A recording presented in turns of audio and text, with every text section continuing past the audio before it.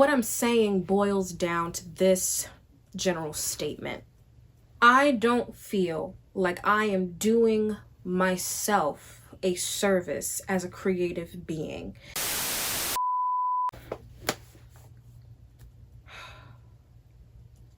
Oh God. Oh! Stop! Life is lifing, right? And I feel like I'm not the only person struggling right now.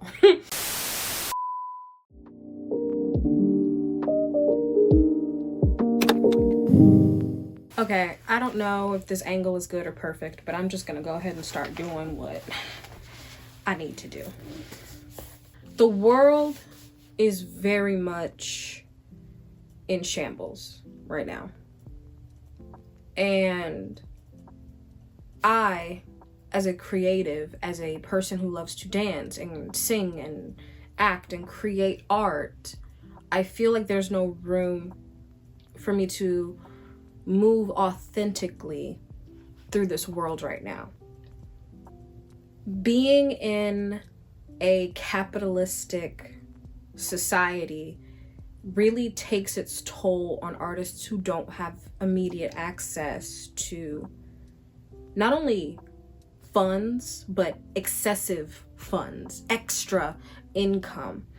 It is a mammoth of a task for young artists like myself to create space for themselves in this world.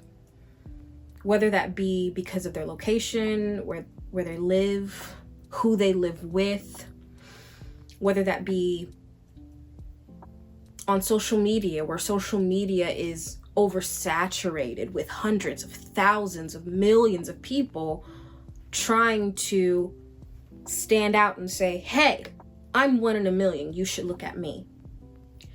A world like the one we are currently living in,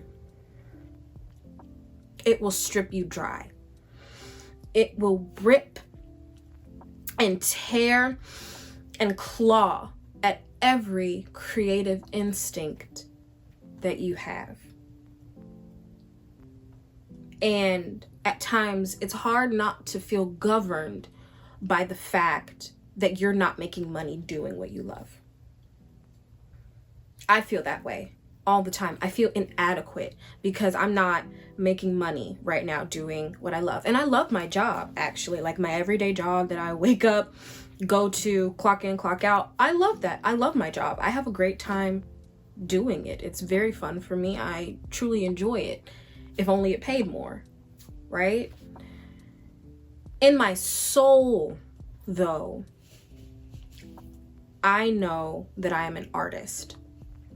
I am meant to be making things. And maybe that's why I enjoy my job, because at my job I get to reorganize things and make people happy and help people and talk to the general public. And now, granted, it's retail, so there are times where it really tests my gangster.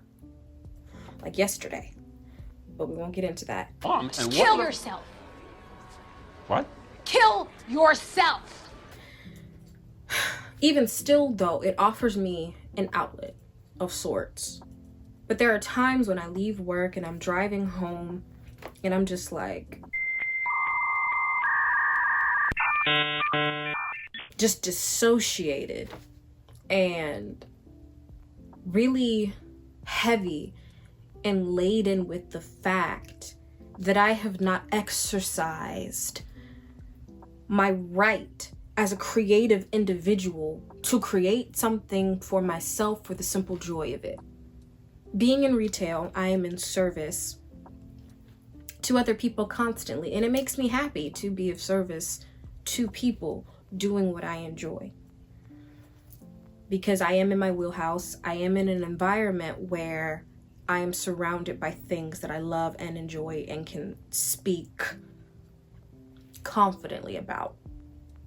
But there's so much more to me that I don't get to show because it doesn't fit in that world. There are moments I'll talk to a coworker or talk to a customer or something like that. But what I'm saying boils down to this general statement. I don't feel like I am doing myself a service as a creative being. And I'm realizing that the capitalistic society that we live in is designed to make me feel that way. Art in our society is treated as a luxury, as something only the upper class can do, the upper echelon, celebrities, people who have already made it.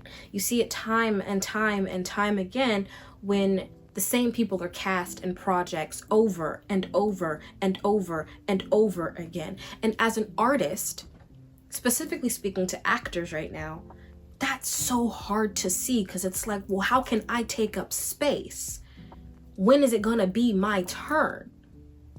Well, first, have you put yourself out there? Because that's a question I have to ask myself too. Have I done enough to put myself out there? The answer is no. And that's just the truth. But as an actor, a writer, a singer, a dancer, it is so difficult to feel like what you have to offer is valuable in this world when you still gotta go to work. You have bills to pay. You have to make ends meet. And your passion, your creativity is not providing you with the lifestyle that you crave. And it's not even sometimes about the lifestyles that we crave, the lifestyles that we need. We need food, we need clothes, we need shelter. A lot of us need our cars because we live in places where it's not a walkable city and the bus transportation system sucks. So there is an internal struggle that happens that leads to this feeling of existential dread. And trust me, I fell so hard into it tonight. For a while there, I felt so hopeless. Just the job I enjoy doing isn't making me enough money. The job I wish I was doing, there's no room for me in the industry. I feel like a failure. And so I told myself, okay, fine, you're gonna come home. You're gonna sit down. You're gonna write how you feel. And you're gonna share it. Because that's the first step. Sharing how you feel. Because as I was driving, I could just hear a voice telling me, you're not the only one that feels this way. You're not the only one. You're not the only one. And if I can create a space where tired artists can just come and be tired and hurt and frustrated and vulnerable, if I can create a space for that, then I will have taken the first step in, at the very least, creating space, holding space for other people who feel like I do.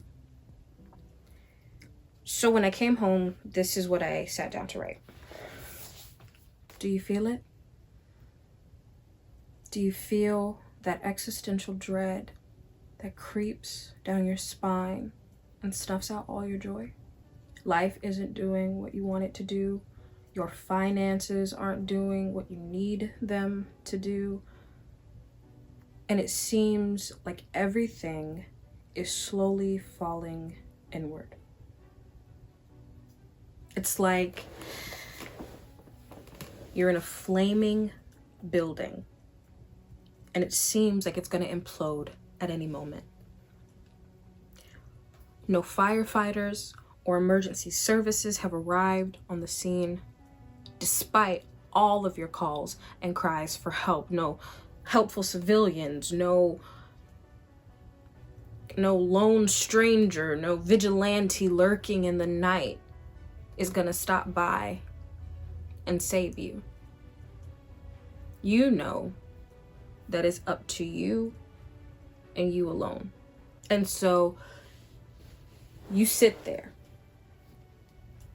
in this 10-story apartment and it's on fire and you just sit there because that's all you can do, or at least that's all you feel you can do. And you know that any second the ceiling is going to cave in on itself, and for better or for worse, you will be engulfed in all of those flames. It will eat you alive. And in a sick and twisted way, you want that. Because afterwards, after you're eaten alive and torn apart and destroyed by the flames that are currently licking up the ceiling and destroying the foundation of your 10-story apartment building, you crave the bliss that will come after. Any moment now. Then, nothing happens. Nothing happens. It all burns around you, seeming like a never-ending fire that you were just stuck in the middle of. And the flames, you realize they're not even touching you. They don't even hurt you, really, when you reach out and you stick your hand into them. There's heat there and it doesn't feel great. It's uncomfortable and you don't like it, but you're not hurt. And the walls aren't coming down. The ceiling hasn't caved in yet. You're still standing. And so is your apartment on the 10th floor. That's when you realize that your imminent demise is nothing more than a slow burn. This is your tower moment. No one is coming to help you. And that's not meant to be discouraging or hurtful or painful. But tonight I really fell into despair. And I almost threw myself down that hill, rolling in my sadness and wallowing and being in pain. Because there's no advice anybody can give me right now. I don't even want advice. I want money. Pay me, okay? Don't talk to me. Pay me. No amount of advice can help my financial situation right now, or help the fact that I feel at a loss with where I am as a creative. No amount of advice can help that. Help is not coming for me. And as I was writing this, I heard Source, God, universe, whoever, whatever you want to call them. I heard the words, "You are not helpless." And I wrote them right here. You are not helpless. Take action. Stop searching for a message. You are the message. I feel that there are people out here just like me in situations very similar to me. People tell you, "Oh, you've got star power. Oh my God, you light up a room when you come in." At my job, I got told today, "You have a very lovely energy." I get told that a lot at my job when I'm out and about, and really being myself, I get told that a lot. Today, someone tried to tell me I was too much, but I shut that down. I am allowed to take up space. If I'm too much, go find less. If I'm too much, find less. But that aside, you get told that there's something about you, but you don't see it. You don't understand. And it feels, sometimes it's like a knife in your side, or in your back, when people tell you, "Oh, you're going to be a star one day. You're going to do great things. You're this, you're that." And it's like, well, I have yet to see the fruits of whatever greatness lies in me. And it's 9 times out of 10 because we as a collective are minimizing the things that we have done up until this point, because we live in a society that prioritizes and celebrates successes that also come with a big fat check. So all the work you did as a performer in high school, as a performer in college, the work you did as a creative outside of college that was paid, but because the check wasn't big enough, it wasn't enough. Be grateful for the work you've done and thank the past versions of you that have brought you to where you are today. Be thankful, because that means that there is resilience in you and you are meant to survive. This is a message for you, for me, for anybody that you think needs it, like truly. And I wrote, the slow burn that I was talking about is meant to transform you. No one is coming to save you, because this is your moment. Inside of this flaming tower is where you will become a phoenix rising. Welcome the flames. Walk through them. Harness them. And burn down every wall, barrier, bridges that no longer serve you. Destroy that which was sent to stop you and birth a new purpose. And I'm saying all of this, general world politics aside, because these are really trying and scary times, especially for marginalized groups and people who just generally feel underrepresented right now in our country. But what can you do? What is within your grasp right now, within your power?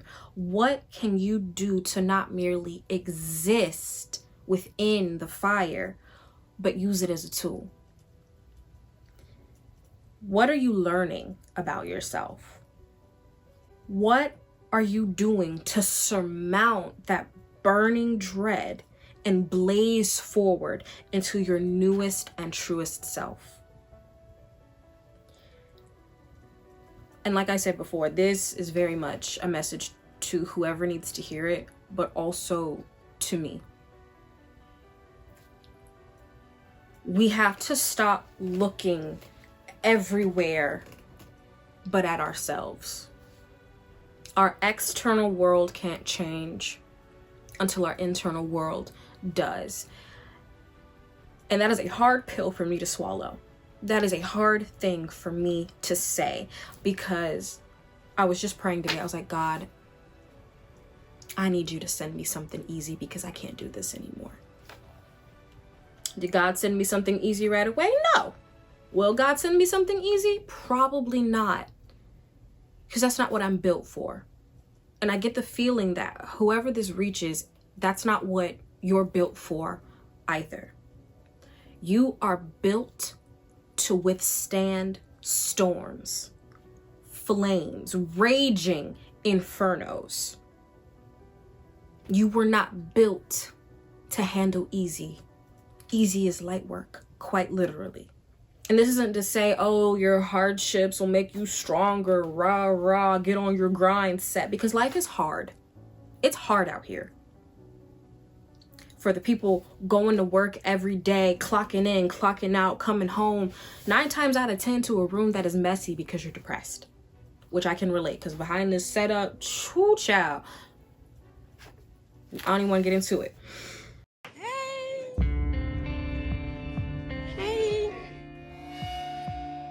How y'all doing? But you are strong. You are still here. We are still here. And I see you. And in this moment, I'm asking that you see me too. that we hold space for each other, because we're not alone in how we feel. So take action. Take action. Do the next right thing. And you know what that thing is. You're never lost. You're never in the dark. You're never confused. Trust that internal knowing that you have. Your heart will guide you in the right direction. And most of all, you are never alone. Never. So I think that's all I really had to say today. This video became a lot longer than I originally intended, but I think it was a good thing. I said a lot of things that I needed to hear, and so I hope that in being honest with myself, I was able to share some of that honesty with you and encourage you, because these are really dark and trying times. You are meant to be a light. You are meant to be a healing balm to a world that has fallen so deep into the pits of negativity and despair and ugliness. And it can feel like you're not allowed to take up space. Like it doesn't matter if you try or not. You're here for a reason, and I'm very glad that you were here. So now I'm gonna go take a shower, because I got off work and I came and I was like, let's do this. Because A, this outfit looks kind of cute, and B, just if I didn't throw myself into it, I wouldn't have done it. So I hope this resonates with who it needs to resonate with. Comment down below, not in an attempt to get engagement, but just this what this space is for. Share your problems. Air your grievances, talk. Connect with other people who might feel the way that you do. Whether or not it benefits me doesn't really matter. Treat this as your safe space, because this is my house. This is my house, and I'm welcoming y'all into my little gathering area, and we're gonna sit and we're gonna talk, and we can kiki and we can cry, and we can just be so honest about where we are, filtering out all negativity and just coming together as tired artists who want to make art. But like I said, I'm gonna go take a shower, which I suggest you do as well, because if you're seeing this, it could be you're past due for a real good shower. Stop doom scrolling, stop consuming all of this media. Don't just consume, because it will consume you. And get out there and create something. Not for money, not for views, just because you need it. Do it for your soul and your healing. And I really hope that this video was a safe space for you and a soft place to land.